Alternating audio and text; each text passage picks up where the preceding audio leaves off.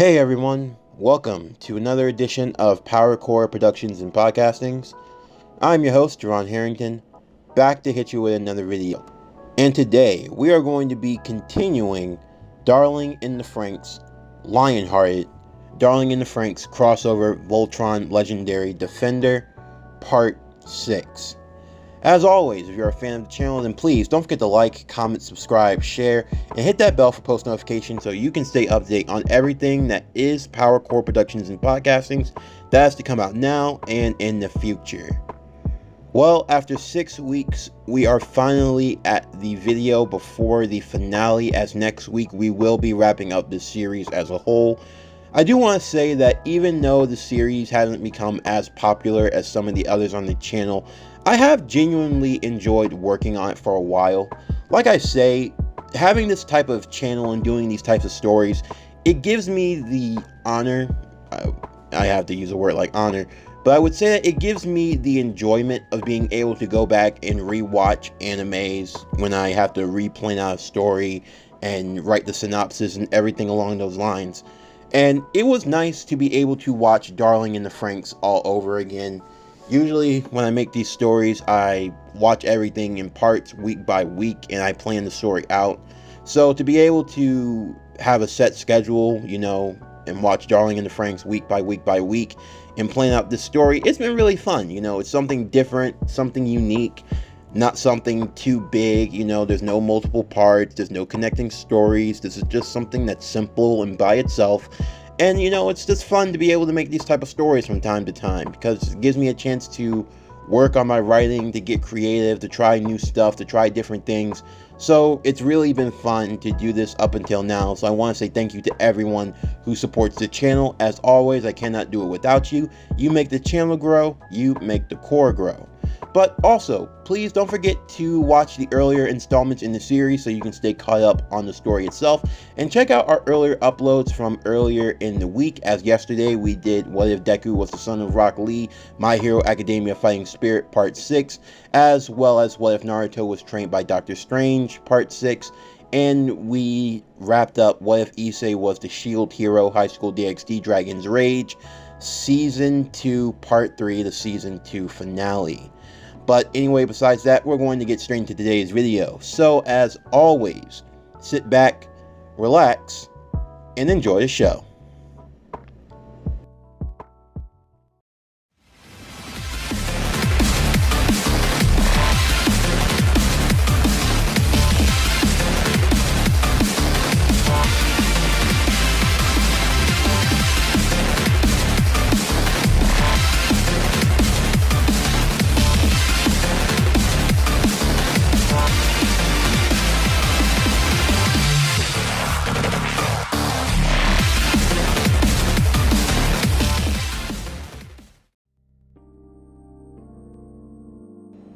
After escaping from Mistletoe, the children would use the Voltron lions to flee from their former home.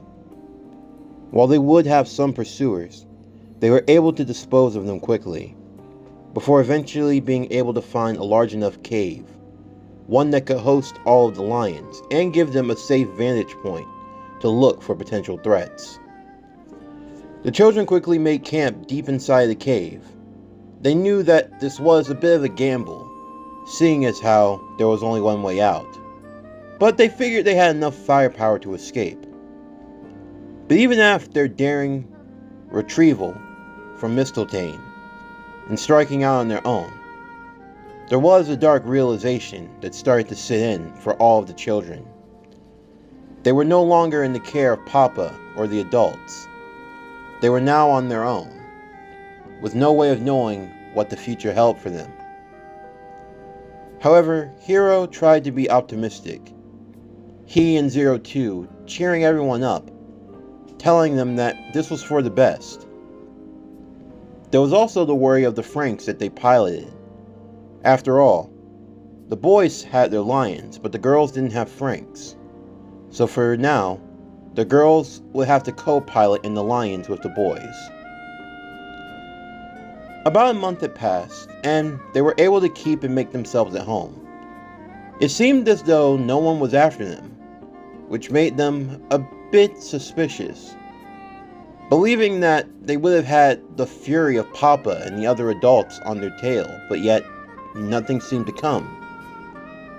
That was because Papa, along with the Council of Ape, had their own matters to deal with. However, Voltron had not escaped their minds, not for a moment. Rather, it was just that, for their plan, they had everything set into motion. One that would take out all of their enemies once and for all. It was now simply just a matter of waiting to see where the chips fell. In the meantime, Kokoro would start to become ill. At first, no one really understood or knew why, but Ikano had been managed to carry some books with her. Books about the human body, anatomy, cooking, various other essentials that they would need if they were going to be living on their own. And one book that she came across, one about childbirth and the female body. After reading through the symptoms, she was able to come to the conclusion that in all likelihood Kokoro was pregnant. It didn't take much to figure out who the father was. Mitsuru being surprisingly shocked that he and Kokoro could do something like this, and even more so that a baby could actually be on the way. While the two were excited for the future, this left them extremely nervous. They didn't know the first thing about childbirth. They didn't know the first thing about taking care of a baby. Granted, they had a few books that could potentially help them, but they still had no clue what they were getting themselves into. And this left them really worried. However, the others would try to comfort and support them, telling them that, in a way, they had to be able to carry on the future somehow. They couldn't allow things to stay the way they were. As they were discussing this, there was also another matter that they needed to address. Just what were they going to do about Papa and the other adults? Granted, the Klaxosaurs were still their enemies. At least that's what they had been told to believe. But now, was anything that Papa had told them true at this point? Were the Klaxosaurs really their enemies? Or was there more to it? They had no real way of knowing, and they would only have to wait and find out with time. One day though, as the boys were making camp and taking care of their other duties and assignments, they would get a signal from the lions, alerting them that a presence was getting rather close. The boys would have the girls get inside of the lions, and they would follow suit, scanning around the area and looking for the threat. However, they wouldn't be able to find any, as they felt the ground beginning to shake underneath their feet. And before they knew it, they found themselves falling deep down a hole in the earth, before eventually the lions were able to stand and see that they were in a catacomb of sorts, surrounded by Klaxosaurs. The lions all stood back to back, knowing that this was going to be the fight of their lives. However, the Klaxosaurs never attacked them, as they would see a girl walk amongst them. As she made her way through, they would see that her skin was blue, like that of the blue lining of the Klaxosaurs. Her aura, it was that of the Klaxosaurs. As she made her way through, she would approach the lions, everyone staying on guard, but believing that they shouldn't attack her since they weren't being attacked first. The girl would stand in front of the red lion and point to it, asking for them to come out. The others would warn Hiro and 02 not to do so, but 02 would tell them that it was fine, and that this was something that she needed to do. 02 would exit from the red lion without hesitation, and Hiro with no choice would have to follow behind her. However, they told the others to stay in the lions just in case. As the two made their way out, they would come face to face with the young girl. The young girl standing in front of Hiro and 02. She would smile at Hiro before turning to 02. The two girls looking at one another. If Hiro didn't know any better, he could have sworn that he were seeing two 02s in that moment, except one was more pink with a red aura, and the other was blue, as if they were just opposite colors, but there was something about them that was connected. The blue girl would remark that this was what they had created, and this is what they called her. And 02 responded in kind that this was her maker. As the two girls spoke back and forth with one another, Hiro shyly tried to interject, trying to figure out what was going on here. Did they know each other somehow? Just how on earth were they this close, and why did they look so similar? That was when the two girls would turn back to Hiro. 02 would then explain to Hiro that she was created from the girl that they were standing in front of. And then, Hiro would start to recant the visions that he had seen. When he and 02 had been in their fight and their memories had been unlocked, they had seen into each other's memories. Hiro remembered Dr. Franxx, what the adults did to 02, the way they used her, treated her like a test subject. And now it all started to make sense. 02 was a clone, a copy of this girl. The girl would then speak and introduce herself as the Klaxosaur Queen. Under normal circumstances, she wanted to take them out, and she had good reason for all the destruction they had caused to her people. However, from what she could see, they did not know the truth. So now the truth would need to be revealed. She would tell them all that they were free to listen if they wanted to. Whether or not they believed her, that was their problem. But she was going to tell them the information, and from there, they could do as they wished. She would tell them of what happened after the Great Battle 100 years ago, when Voltron and the remaining forces of the Galactic Alliance did battle against the Drool King Lothor. The battle was intense, and it scarred half of the galaxy. Even with their victory, the Alliance was disbanded, and many planets went back to being isolated amongst themselves, trying to recover. In the midst of the destruction and the chaos, an enemy that she believed that had once since been destroyed made its re-emergence. An entity known as Verm. The best way she could describe it was that it was a parasite, something that leached and tried to connect and bind everyone together into one, whether they wanted to or not. This being went from planet to planet, assimilating other cultures and species into its own hive-like mind, whether through coercion or by force. She would then explain that the people who they believed that were helping them, Papa and the others, the Council, they were all being controlled by the entity known as Verm, and that it was through them that this war had taken place. The Klaxosaurs, her people, they had merely been fighting to preserve their own lives, and that those things that they piloted, called the Franxx, they were essentially Klaxosaurs. At least that's where their designs came from. But even the princess had to admit the Klaxosaurs' originality came from something else, pointing to the lions. It was actually how Voltron was made, was how the Klaxosaurs took their shape and their base from, how they operated in a sense. And from the Klaxosaurs, that's how the Franxx came into being.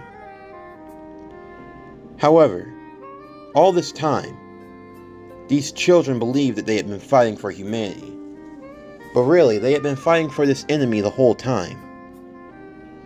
She would then explain that for the last 100 years or so, they had been trying to find the Grand Kavaz, to break through its dome and to steal what was known as Star Entity.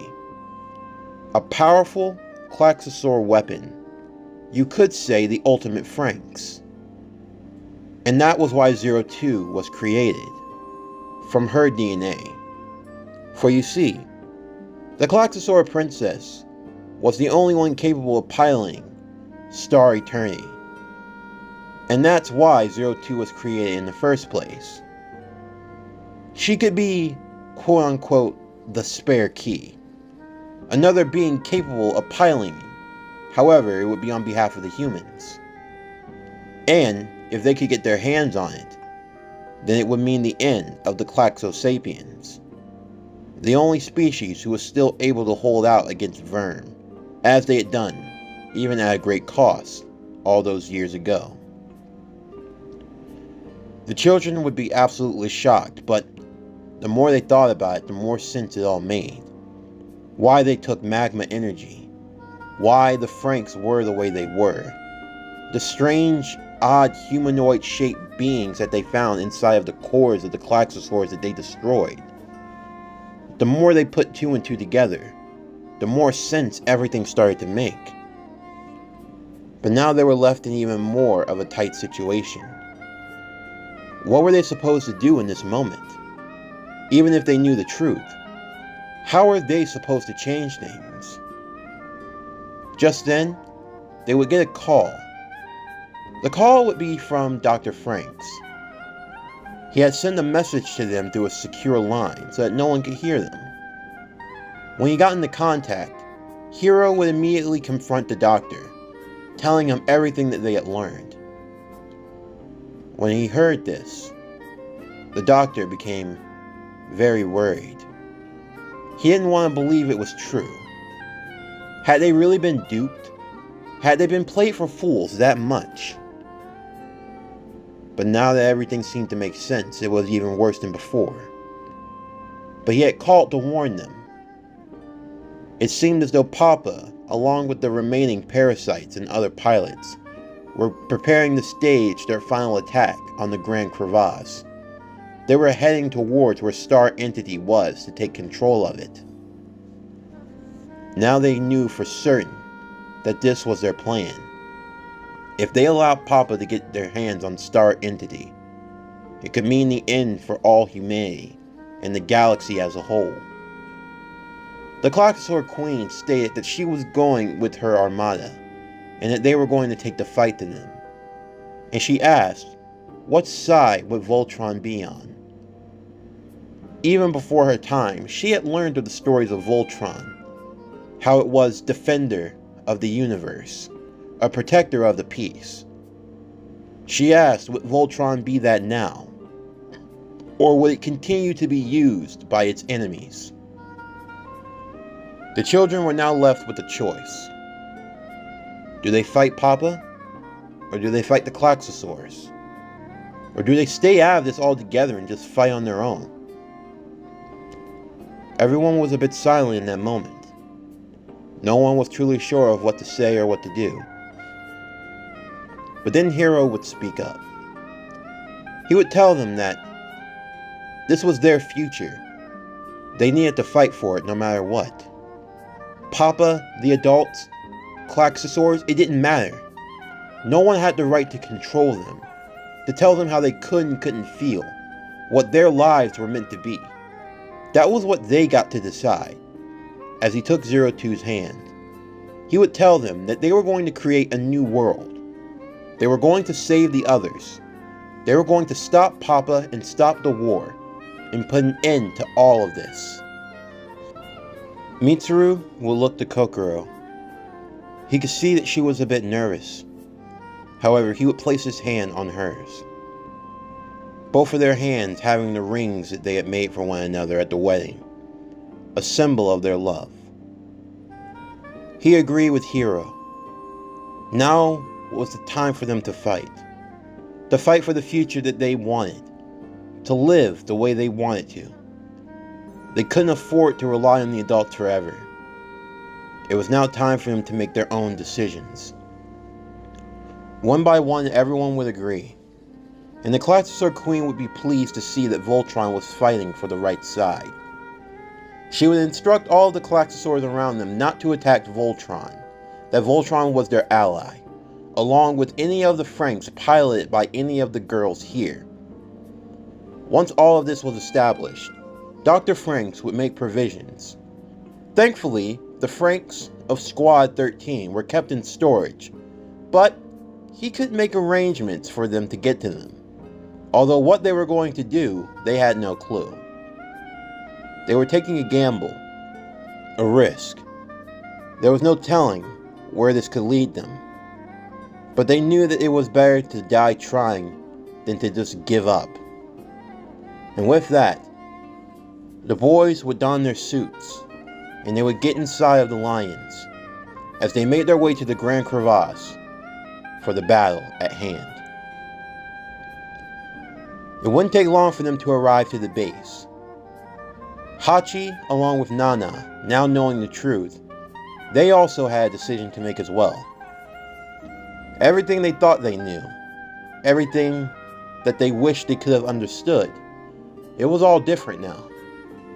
Of course, there was the lingering feeling that maybe they shouldn't turn, that this was all too far-fetched, but even they were smart enough to realize the truth.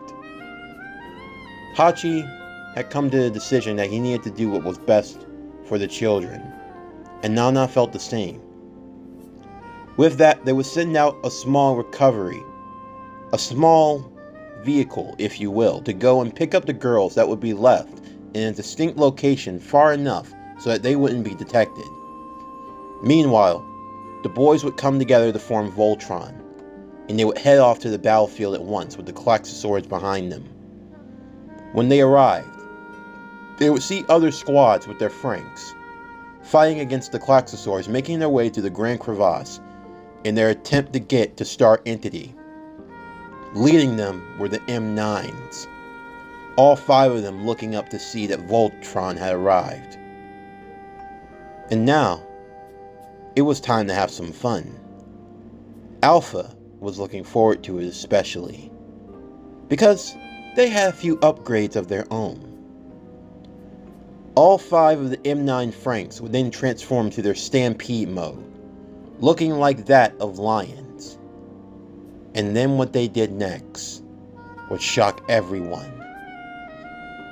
They all came together, and forming in similar height, a Franxx, almost the size of Voltron, formed similarly from 5 lions, dark gray with streamlines of violet. This was Papa's finest creation, the tool that would destroy Voltron once and for all. This was Vermtron. Vermtron, now joined together, would be given their order. It would be Code 613. The destruction of Voltron. Once the confirmation code had been given, Vermtron would form its own blazing sword, and the boys would have no choice but to form their own, as the 2 colossal titans would begin their battle, as the Klaxosaurs would begin fighting, trying their best to keep the enemies from getting through. While the boys were fighting Vermtron, the girls would be picked up and taken to the storage units where the other Franxx were being held. Once they got inside and were able to link, the girls would take the Franxx and join onto the battlefield immediately where the other squads were. They would begin trying to tell anyone who would listen the truth. However, it was easier said than done, and even they were now considered enemies as well. It was an all-out fight on all fronts. 02 inside of Strelitzia was with the Klaxosaur Queen, the Queen giving her power and aiding her in the fight, as they made their way through, trying to get to Star Entity in time. While the boys were in the space above, they were trying their best to hold their own against Vermtron, but it became very clear that this being was made specifically to beat Voltron by any means. Their maneuvering, their piloting, their weapons, all of it was pretty much on par with their Voltron, which made it all the more difficult. It took everything they had just to stand their own at this point. However, the boys knew that they couldn't afford to give up now. They couldn't afford to stop fighting. They would hear Papa speak through the comms, speaking to the boys in Voltron, asking why they would put up such a resistance. However, Hiro would blurt out the truth that he knew what they really were, that they were nothing but parasites, the true monsters in all of this. And with that, 2 members of the council, the leader and the chairman, would arise, shedding their clothes to become their true being, Verm. The rest of the council would be killed off immediately, as they would speak as one, telling them that they weren't supposed to figure that out so soon. But all the same, it didn't matter, for soon they would all be one, and there would be no more suffering. They would all become one being. However, Hiro would rebuke such notions. That wasn't the life that he wanted to live. That was not his future. And he would fight no matter the cost. As the boys continued fighting against Voltron, all 5 of the girls and their Franxx would make their way with their Klaxosaurs aiding them, until eventually they were able to find Star Entity. Once they found the large Franxx, Strelitzia would climb on top, allowing for the Klaxosaur Queen to climb inside, believing that once she had gained control, she would be able to help them and aid in the fight. However, this would prove to be a trap. For you see, a special system had been put into place. If the Klaxosaur Queen attempted to merge with Star Entity, instead of getting the merger that they feared, it would instead start a chain reaction. A huge bomb would be formed in its place that would wipe out this entire planet and everyone on it. When this discovery was revealed, the boys now became extremely worried. They didn't know what they were going to do. Hiro wanted to go and help them, but they knew that they couldn't. They were still fighting with Voltron, and the anti-Voltron was not letting up even for a moment. The damage on both sides started to become more intense. They knew that they couldn't hold out for much longer. The girls, in the meanwhile, they knew that they needed to do something, but they weren't sure of what it could be. 02 would go and try to help the Klaxosaur Queen, hoping that their combined strength would be enough to override the system. However, it wasn't, and eventually they too found themselves trapped inside. Hiro could hear 02 struggling, trying to fight it all on her own. The boys knew what Hiro wanted to do, but they couldn't afford for it right now. They had to stay fighting against Voltron. They would put everything they had into the fight. Eventually finding an opening, they would slash directly across Voltron's chest. Once they had done enough damage, they would pour on the assault over and over again, each boy giving it their all, because they knew they had to get to their friends in time. They had to help them. Everyone would give everything they had into the final attack, with Voltron eventually falling to the ground, destroyed. Just then, out of nowhere, Verm ships would start to descend upon the Earth, attacking Klaxosaur and Franxx alike. This quickly changed everyone's mind. Everyone else who were in their own Franxx would now see firsthand that they had been lied to. They knew they had no choice and they would have to fight off. And before long, the Franxx and the Klaxosaurs, now once enemies, were fighting as one. As the boys would disband from Voltron, they would make their way in their lines quickly towards where Star Entity was, slashing through its restraints and making its way. Hiro and the Red Lion would go rocketing towards where Strelitzia was, at the heart of Star Entity. Escaping from his lion, he would make his way inside of the cockpit where the other two were. Using his suit and its melee weapons, he would slice through the restraints and free them, helping them out of the situation. From inside his lab, Dr. Franxx would tell them that if Hiro joined, then maybe that would give them the edge that they needed. He didn't have much for the hypothesis. He just had faith. And honestly, right now, that was all that they could ask for. Hiro and Zero Two would join together. They would help along with the Klaxosaur Queen, and they would reverse the detonation system. And eventually, Star Entity would be under their control once again.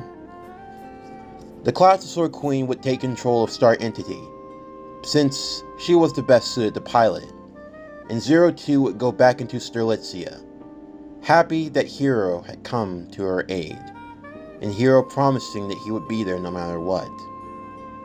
With that, Hiro would quickly return back to the Red Lion.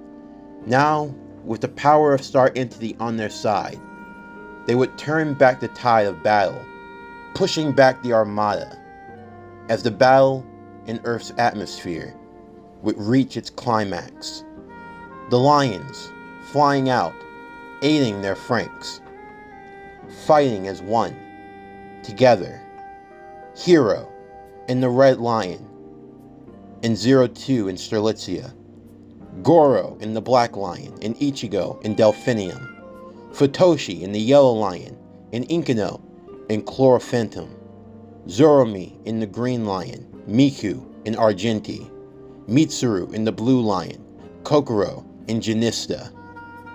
They would all work together, and they would fight off against their enemies.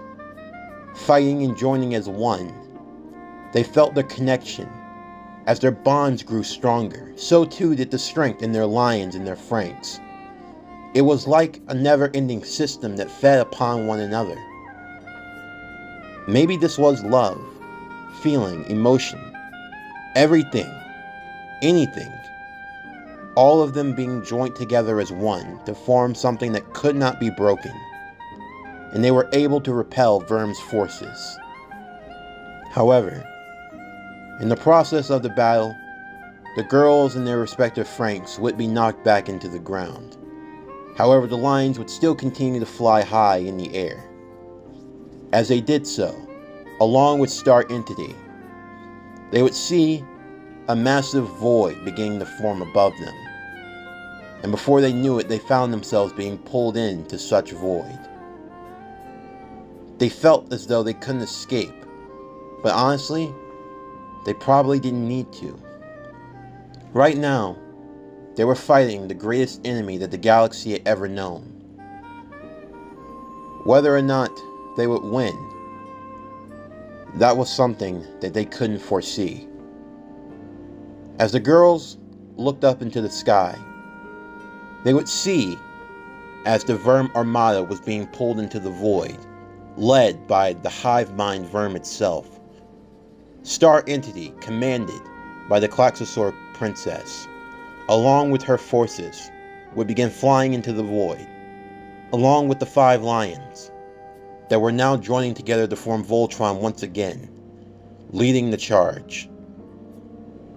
The girls would try to speak to the boys, telling them that they needed to fall back, that they could join back later, but the boys knew that they wouldn't be able to escape.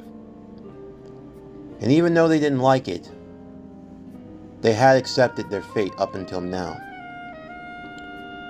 Kokoro would yell through the comms for Mitsuru to come back. She couldn't do this by herself. If they were really going to have a child, it needed its father. She would beg for Mitsuru to come back, but Mitsuru knew he couldn't. He would simply tell Kokoro that he loved her. And they would try to come up with quick baby names, one for a boy and one for a girl, if they could figure it out. He told her that she just needed to stay strong. He promised he was going to be back, no matter what. Goro would speak to Ichigo. He apologized for holding his feelings in for so long. He wished that he had told her how he felt a whole lot sooner, and he wished that he could have held her just one time. Ichigo trying her best to fight back the tears as Goro spoke. She was losing someone that she could feel wasn't just a friend anymore. Someone who had put their life on the line for her over and over again. She begged for Goro to come back, for Hiro to stay. 02 was starting to panic. She had only just reunited with her darling, and now it seemed as though he was going to be taken halfway across the galaxy. She told Hiro to hold on tight, that she was going to find a way, that they were going to get back together as soon as possible. And Hiro assured 02 that they would join together as one soon, and that she just needed to hold on. Miku was the worst of them. It wasn't lost on anyone that her and Zoromi, they did care for one another. As much as the two of them fought, as much as they bickered and argued, when it came down to it, they always trusted in one another. And the idea that she would never see him again, or that something worse could happen, it simply caused her to break down crying. Even Zoromi couldn't hold back his emotions. He would apologize though. Apologize for being a bad partner.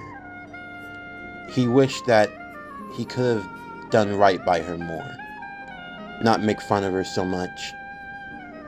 Maybe if he had been a better partner, then things might not have turned out like this. She would simply call him a dummy and tell him not to get himself killed, or else she'd never forgive him. And Zoromi agreed.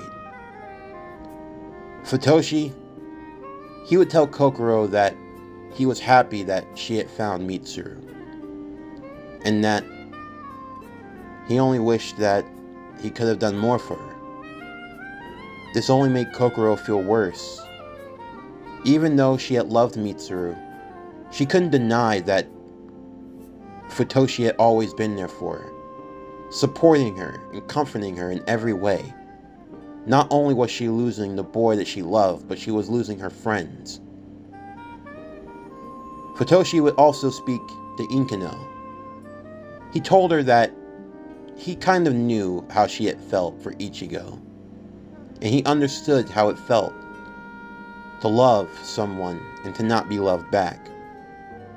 But all the same, he was happy that she was his partner, and he was proud to have served with her. The girls would shed their tears as they saw Voltron disappear into the void, along with Star Entity and the Klaxosaur Armada, as all of the fighting ships faded from their atmosphere themselves. They would look and see that they were gone. Hachi and Nana would go and check on them to see what had happened, and they would learn that Voltron was gone. But now what were they going to do? They were now left in a new world, a world that they would have to rebuild on their own.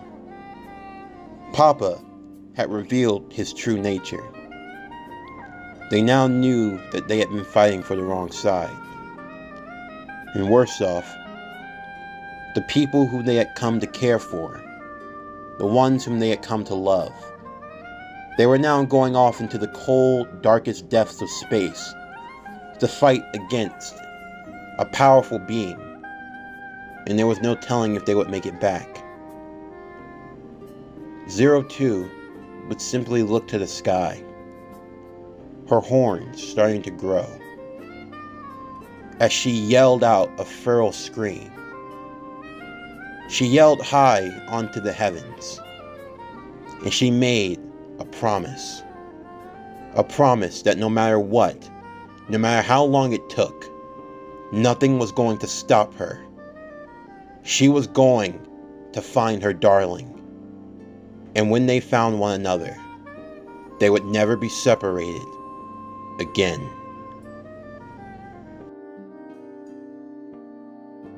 This concludes Darling in the Franxx, Lion-Hearted. Darling in the Franxx crossover, Voltron Legendary Defender, Part 6. As always, if you enjoyed today's video and everything else that we have on the channel, then please don't forget to like, comment, subscribe, share, and hit that bell for post notifications so you can stay up to date on everything that is PowerCore Productions and Podcastings that is to come out now and in the future. Stay tuned for tomorrow's video as we are going to be continuing What If Issei Was the Ghost Rider? High School DxD Spirit of Vengeance, Season 1, Part 2. But anyway, that's going to do it for the end of today's video. I'm Javon Harrington with PowerCore Productions and Podcastings. Signing off, and I'll see you next time.